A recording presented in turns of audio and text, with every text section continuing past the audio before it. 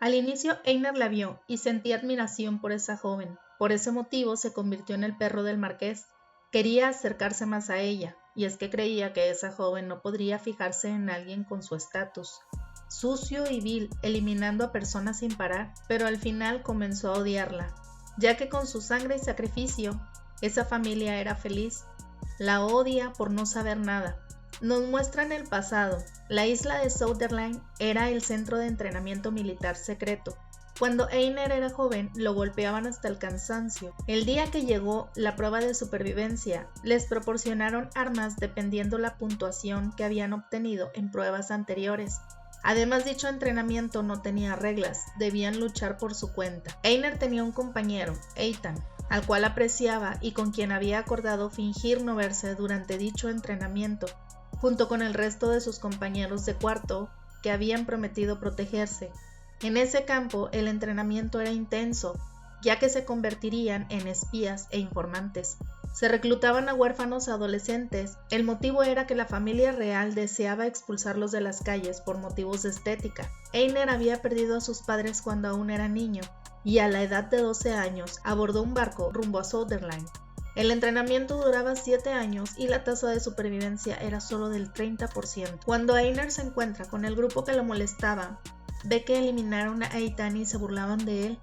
Ya habían detectado que él estaba escondido, así que no le quedó más que salir, pero lo que esos jóvenes no sabían era que Ethan solo se dejaba porque no le convenía destacar. Por ende no le costó mucho eliminar a esos abusivos.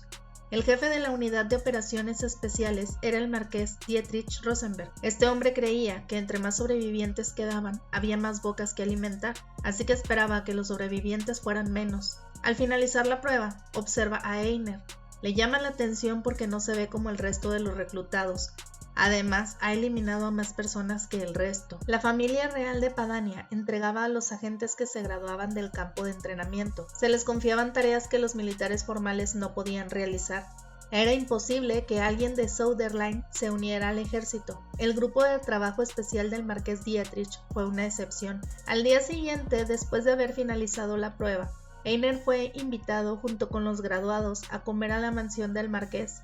Todos los estudiantes soñaban con ir ahí. Einar nunca había visto nada igual. Tanto lujo y toda esa comida para él eran maravillosos. Además, se había impresionado mucho con una pintura que había en el techo del comedor. El marqués le dice a los jóvenes que esa pintura en el techo lo hace sentir sagrado. Más tarde lo llevan al jardín de rosas de Rosenberg. Era realmente hermoso. Como aún tenían tiempo antes de regresar, les permitieron recorrerlo. Einar aún se sentía cansado, ya que su cuerpo no se había recuperado, así que decidió buscar algún lugar para descansar. De pronto comenzó a escuchar una melodía que le parecía familiar. Cuando por fin encontró de dónde provenía esa música, la vio por primera vez. Parecía completamente diferente a él, una criatura noble, sagrada y hermosa, como la imagen que acababa de ver, pero debe retirarse antes de que lo descubra. Mientras corría, Einar recordaba que esa melodía la había escuchado en el orfanato por primera vez, y fue la vez que conoció la música. Le habían dado una cajita musical, pero los niños mayores se la quitaron y la rompieron. Después de huir se preguntaba por qué lo había hecho, por qué no se quedó y le dijo a esa niña que le gustaba su música. Esa niña resultó ser la hija del marqués de Dietrich. Soñaba con ser pianista y al parecer así sería. Él era tan diferente a ella y su estatus estaba muy por debajo, tanto que no podía ni compararse. Ella era la única hija de Rosenberg que heredó la sangre real, mientras que él solo era una de las tantas piezas de ajedrez en ese campo de entrenamiento, y solo esperaba algún día volver a escucharla tocar esa melodía. Finalmente, Einar se convirtió en el primer lugar de tiro. Sus notas eran excelentes y fue ascendido al mayor grado. Debía hacer todo lo que fuera necesario para volver a la mansión. Nunca había querido nada como en ese momento. No tenía sueños ni deseos de triunfar, pero de pronto se desesperó por tener una sola cosa. Einar se imaginaba estar solo en el mundo con esa joven. En ese campo les administraban sustancias supresoras de emociones. La doctora que lo hacía le aconsejaba a Einar que no se esforzara tanto, ya que en 12 años que ella había trabajado ahí, nunca había visto una sola persona que tuviera un final feliz, y debía tomarse las cosas con calma. Poco después, esa doctora fue eliminada. Al poco tiempo comenzó el entrenamiento de tortura y supervivencia, el cual se repetía cada 6 años. En esos entrenamientos les decían que debían sacrificarse por la nación, pero siempre les recordaban que eran seres inútiles, aunque Einar solo pensaba en la joven Rosenberg mientras lo torturaban e insultaban. Eso lo ayudaba a enfrentar las cosas que le hacían. Cada vez que tenía oportunidad, Einar iba a verla, pensando que a ella jamás le harían las cosas horribles que les hacen a ellos. Nunca le administrarían esa clase de sustancias, y de seguro ella ni siquiera conocía el lugar. Se preguntaba cómo actuaría si ella supiera que existía un lugar así. Después de 4 años, Einar se convierte en parte de la unidad de operaciones especiales. Debido a su nueva asignación, no podía volver a Padonia. Debía demostrar sus habilidades. Una vez que volviera, podría enlistarse en el ejército oficial. Si lograba eso, podría posicionarse en un puesto similar al de ella. Al ser una mejor persona, podría hablar con ella, y pronto llegaría el día en que no lo vería de lejos. Después de 5 años, y luego de varias misiones, él tenía que ir a la mansión como en otras ocasiones lo había hecho, pero en esta ocasión pudo verla de cerca. Aunque la sala de prácticas había sido cambiada al interior de la mansión, Einar se preguntaba si tantas luchas por las que había pasado habrían valido la pena. ¿Sería posible para él estar junto a la mujer más bella y noble de Padania? Gracias a eso, solo podía verla si tenía suerte. Se sabía que esa joven era tan romántica y terca que ni siquiera su padre podría interferir en sus asuntos amorosos. Un día, estando en una misión en Franché, mientras hablaba con sus compañeros, le preguntaron si tenía algo que le interesara. Pero él sabía que de tener algo importante se lo quitarían, así que sería mejor arruinarlo por él mismo para que nadie más pudiera hacerle daño. Mientras decía eso, pensaba en Annette, pero sabía que ella ni siquiera sabía que él existía. En esa ocasión la misión falló. Había un espía entre el grupo y debido a eso todos los miembros de la operación fueron capturados. El único que había logrado escapar fue Jackson, quien prometió traer refuerzos mientras los demás eran torturados. Einar solo pensaba en aguantar para regresar a Padania, pero cada vez era peor. Cuando lo interrogaban, le decían que sus compañeros ya habían hablado, aunque él no lo creía y jamás soltó información. El hombre que lo interrogaba sabía algo, ya que le había mencionado algunos datos que ellos sabían. Einar pensaba que el delator era alguien de afuera, no podía ser alguien de su equipo. Luego de varios días, encaran a Hugo con Einar. Su amigo le pide hablar, desea terminar pronto con todo. Además le dice que Jackson fue el traidor, es el espía de Franché. Mientras se llevan a Hugo, este le agradece por el tiempo que pasaron juntos. Luego de varios días, siguen torturándolo. Necesitan la información ya que la que tienen está fragmentada. 2 de sus compañeros ya fueron eliminados, pero Einar se niega a hablar, ya que si lo hace, el marqués lo puede eliminar. Aún así piensa que debe sobrevivir. Después de tanta tortura, piensa si debería hacer lo que dijo Hugo y rendirse, pero su deseo de ver a Annette es mucho más fuerte que eso. Ya no se esconderá junto a la ventana a murmurar sin darse cuenta. Esta vez se parará enfrente de ella y pronunciará su nombre. A pesar de que su cuerpo arde y está a punto de perecer, solo puede pensar en ella. Annette no tiene ni idea de lo que le está pasando, pero es natural que no lo sepa, ya que nadie tiene por qué decírselo, y cree que si lo descubre puede molestarse o entristecerse. Después de mucho tiempo, Latlan inició una guerra exigiendo la independencia de Franché. La prisión cayó y todos escaparon. Einar sabía que los traidores debían ser eliminados y se preguntaba en dónde estaba su patria mientras ellos eran torturados. Ya no sabía qué era lo que estaba haciendo, en dónde estaba Padania cuando ellos más lo necesitaban, aunque él solo quería volver con vida por ella. Cuando por fin regresa, lo felicitan y hacen un banquete en su nombre, pero él no se siente parte de eso. El marqués le agradece y le dice que creyó que la operación en Franché había fracasado, aunque Einar volvió con información y gracias a eso su posición se había vuelto más sólida.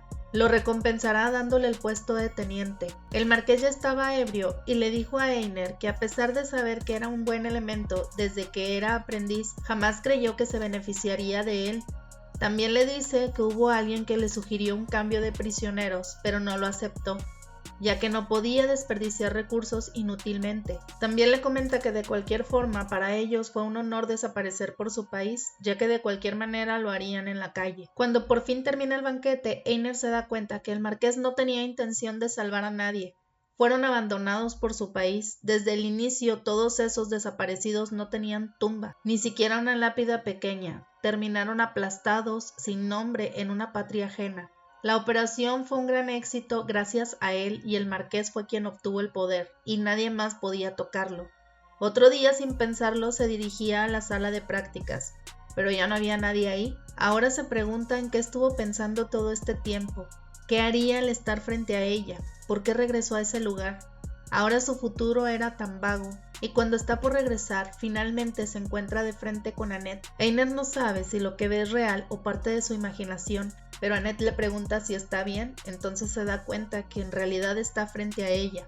Annette sabe que debe ser algún invitado de su padre por el uniforme que porta, mientras Einar está muy emocionado, tanto que no sabe qué decir. Había imaginado tantos escenarios cuando se la encontrara de frente, pero estando ahí su mente se quedó en blanco.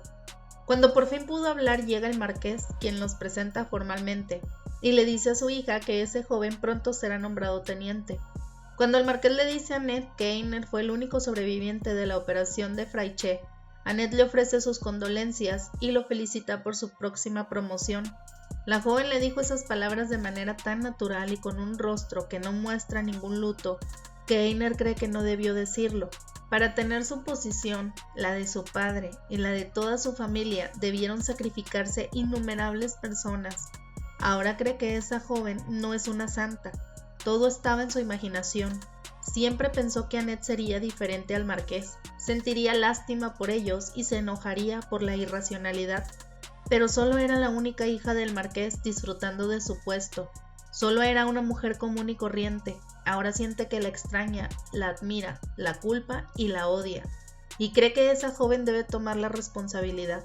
Más tarde vemos que Einar logró conseguir algunos archivos confidenciales de Fraiche cuando escapó y compartió la información con el ejército revolucionario de Padania. Originalmente esa información debía entregarla al marqués, pero ahora lo quiere derrocar. Va a hacer que Annette se desespere tanto como lo hizo él, y pierda todo como lo hizo él. Ya que ha estado en sus momentos infelices, ahora él también lo hará con ella. Ya que su vida ha sido oscura durante tanto tiempo, la vida de ella también deberá serlo. De una forma u otra, deberá asumir la responsabilidad. Einar se convirtió en el confidente del marqués. Era un joven oficial prometedor. Ya no era más un niño huérfano, pero aún así se sigue sintiendo infinitamente más bajo y humilde que el resto. Aunque Annette era la mujer más noble y bella de Launceston, capital de Padania, podía tener al hombre que ella quisiera. Seguramente había conocido a muchos, y ellos debían estar ligeramente enamorados, pero al enfriarse su corazón terminaban. Einar pensaba en convertirse en una de esas personas, pero a diferencia de ellos, estos no terminarían. Einar notó desde su primer encuentro que Annette se había enamorado de él. Tenía que convertirse en la pareja ideal que ella deseaba, así que se puso a investigar todos sus gustos e intereses. Se convirtió en el hombre perfecto para ella, amigable, delicado, romántico, vestía bien, sabía cuidarse, era amante de la cultura y el arte. Ella era una mujer cariñosa, bondadosa y amable, acostumbrada a ser amada gracias al puesto que disfrutaba. Todo lo contrario a él, la miserable vida llena de eliminaciones y desvivimientos. Einar quería arruinar la vida de Annette. Todo iba tan bien que un día ella fue quien le preguntó directamente por qué no se confesaba. Algo que él no se esperaba, pero tampoco sabía por qué no lo había hecho. Quizá creía que no había manera de que ella lo tuviera en su corazón. Y le dice que si no se ha confesado fue por temor al rechazo, debido a su origen plebeyo. Ahora cree que ella piensa que él es patético, pero es todo lo contrario. Annette le dice que le gusta, pero ahora Einar no sabe qué contestar. Las cosas salieron tal como él lo esperaba, pero no siente que a ella realmente le guste, o que haya sido honesta. Cree que le gusta como le gusta cualquier otra cosa, el piano o las joyas, aunque poco después se casan. Einar quiere quitarle todo a esa mujer tan pura, quiere quitarle su mundo colorido y feliz, hacerla consciente de toda la oscuridad oculta en el mundo, y hacer que nadie la quiera, incluso él mismo. En ese año, 716, fue la primera revolución centrada en los trabajadores. En febrero del 717 fue la segunda revolución centrada en los estudiantes. En septiembre del mismo año ocurrió la tercera revolución centrada en las Fuerzas Armadas, la cual tuvo éxito y se estableció un gobierno libre. Einar Valdemar fue nombrado comandante en jefe. En el 718 se revela la historia de la isla de Söderland para proteger los derechos humanos. pero la lista de alumnos se mantenía confidencial. En el año 719 se hace la propuesta de ley de liquidación de la monarquía y en el año 720 el comandante se divorcia de su esposa. Les quiero agradecer por seguir esta historia. No olvides dejar tu like, compartir y suscribirte para que el canal siga creciendo. Hasta pronto.